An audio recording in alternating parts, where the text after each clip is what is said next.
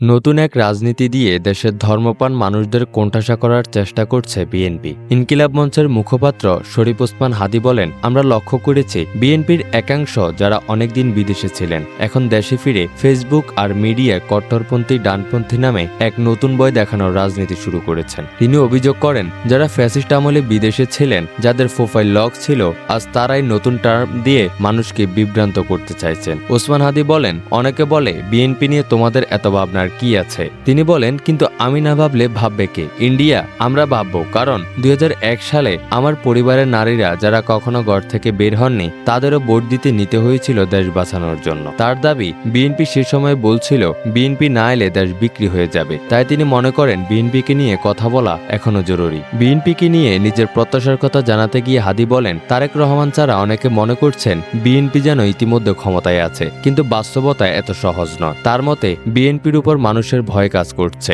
তারা কি আবার আগের জায়গায় ফিরছে? তাই বিএনপিকে প্রমাণ করতে হবে তারা ভিন্ন কিছু করবে। তিনি আরো বলেন, বিএনপি ডুবে গেলে শুধু দল নয়, পুরো জাতি ক্ষতিগ্রস্ত হবে, যেটা আমরা 1/11-তে দেখেছি।